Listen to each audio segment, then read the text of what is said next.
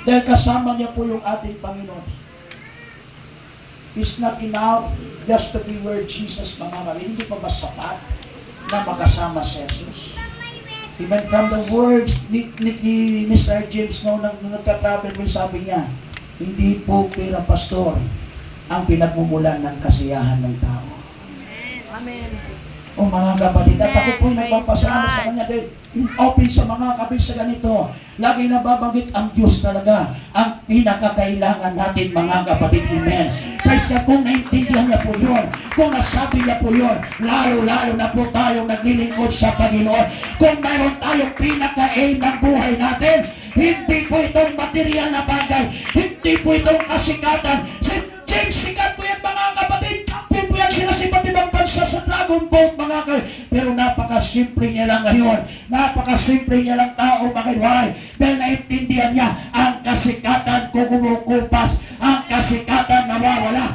Pero ang Diyos at kailanman hindi mawawala ang ating pong Panginoon. Because we serve the eternal God. Even everything ay nagbabago. Your beauty, your strength, your body, mga kapatid, nagbabago yan, kumukupas yan. Pero yung pangako na buhay na walang hanggan ng Diyos, yun po yung pinakakailangan natin. Hallelujah! Na pangarapin sa buhay natin. Walang iba. Ano bang sabi ng Panginoon? Except a man be born of water and spirit.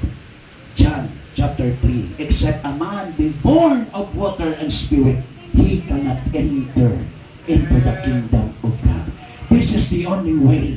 Maliban ikaw ipanganak sa tubig. In what way na ang tao ipapanganak sa tubig? Kailangan sa pabautismo sa pangalan ni Jesus sa tubig at kailangan sa makatanggap ng banal na Espiritu ng Diyos, mga kapatid. Maliban ang dalawang ito na hindi niya mangyari at hindi mangyari sa kanyang buhay, hindi siya makakapasok sa kaharian ng Diyos. Kahit siya'y mabait pa, kahit sa mga kaming maayos na tao, hindi pa rin siya makakapasok kahit siya'y sikat, kahit sino pa man siya. Hanggat hindi niya gagawin ang dalawang bagay nito, hindi siya makakapasok sa kaharian ng Diyos.